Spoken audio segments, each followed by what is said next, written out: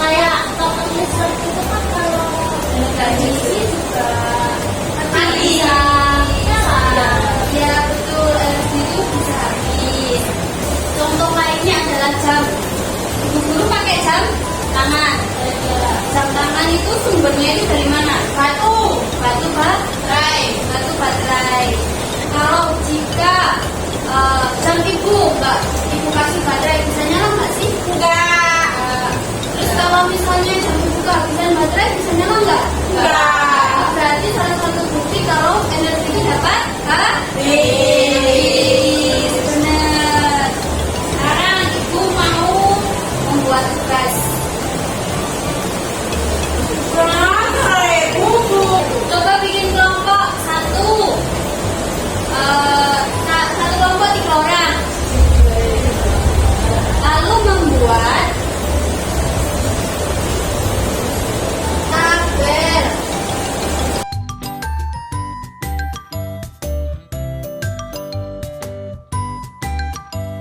Ini kalian coba cari peralatan yang ada di sekitar kelas kita. Contohnya Jam dinding. tadi contohnya jam dinding. Kegunaan jam dinding itu apa? Untuk melihat waktu. Melihat waktu.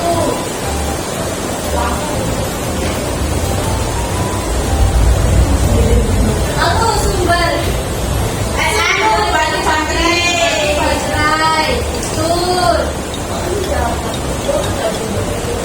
Batu baterai.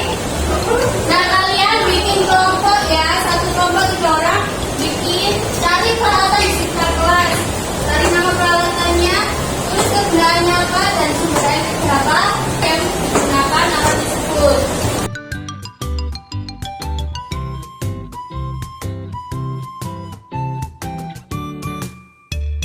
Baik, sudah anak diskusinya? Nah, sekarang ibu minta salah satu perwakilan kelompok maju ke depan untuk mempresentasikan tadi.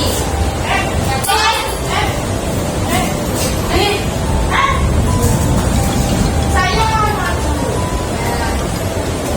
Kita mau peralatannya apa saja? Ada AC, Bu. AC deh, masih. Ya,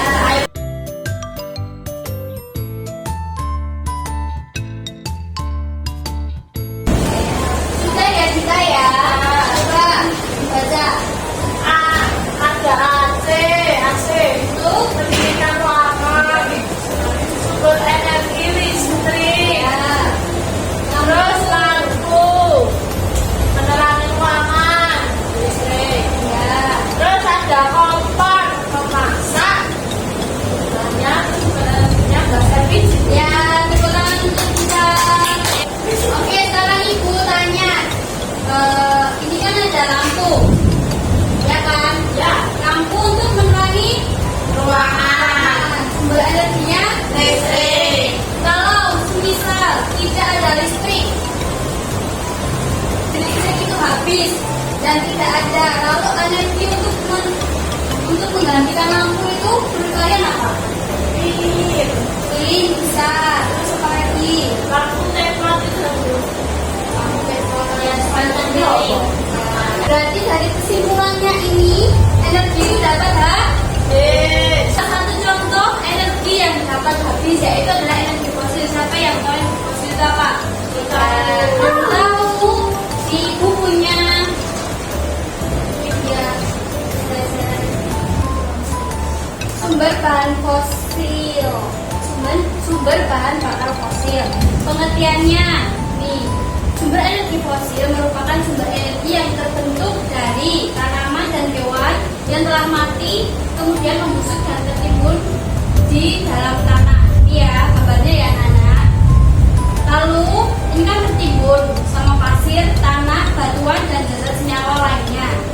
Nah itu nanti akan berubah menjadi batu bara, minyak bumi dan gas alam setelah melalui proses penimbunan dan pemanasan selama jutaan tahun dan dibutuhkan waktu yang sangat lama untuk membentuk bahan bakar fosil. Lalu selanjutnya Ini jenis-jenis sumber bahan bakar fosil. Ada batu bara, gas alam, dan minyak bumi. Kita buka ya. Yang batu bara. Batu bara terbentuk dari batuan sedimen yang berusia 300 sampai 600 tahun yang lalu. Kelihatan nggak sih anak-anak? Kelihatan ya?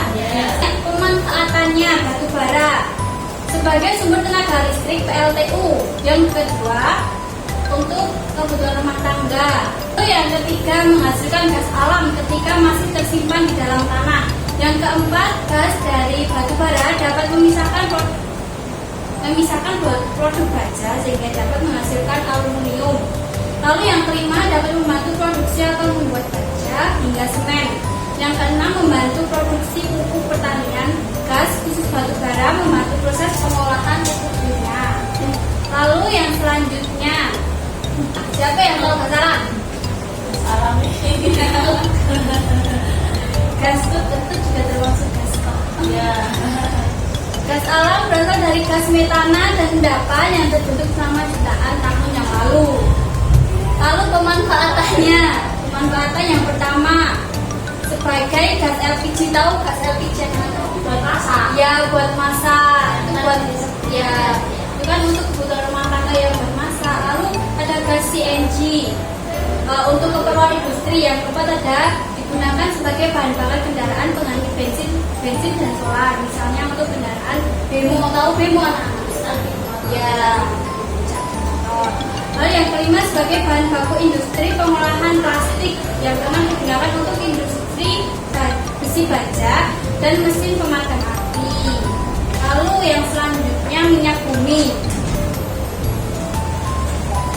Minyak bumi terbentuk dari cairan berwarna hitam yang mengandung karbon dan hidrogen, berasal dari plankton dan ganggang dan materi lainnya yang mengendap di dasar laut terkubur dan kemudian mengendap dengan cara penyulingan. Minyak bumi diolah menjadi bensin, solar, minyak pemanas.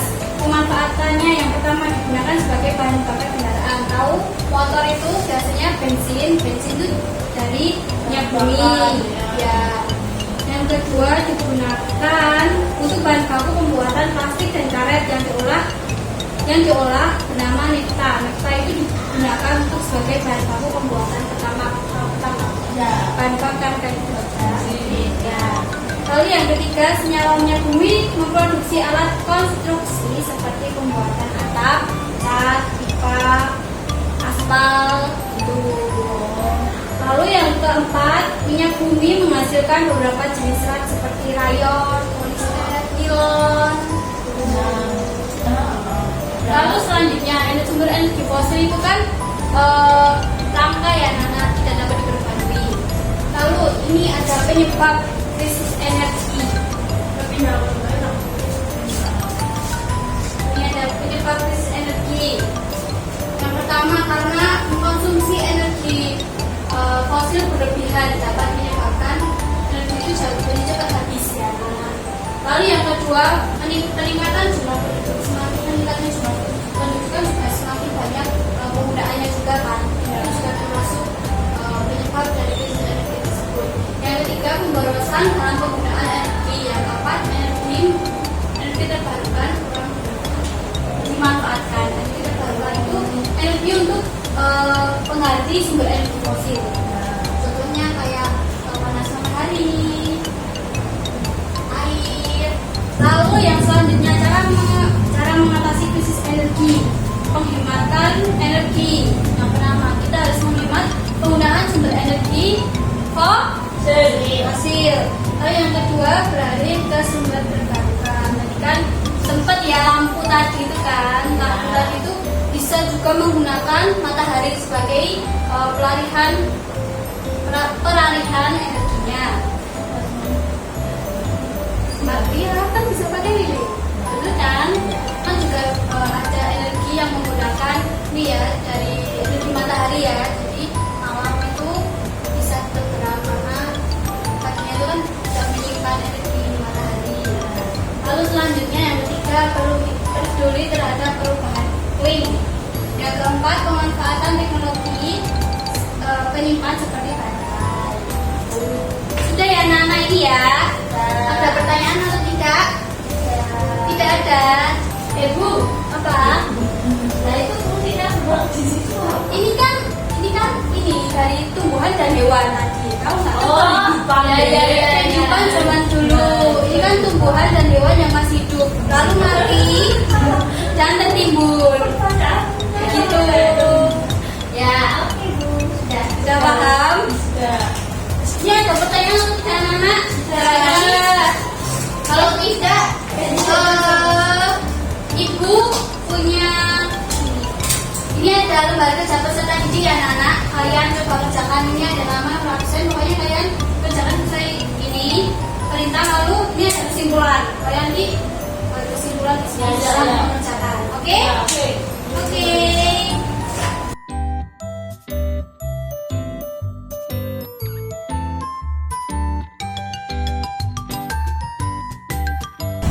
Baik, sudah selesai anak-anak?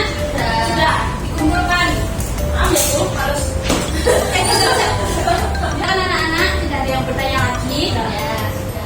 Kalau begitu, nanti kalian buka buku, ada tes evaluasi yang kalian kerjakan di rumah untuk PR ya anak-anak.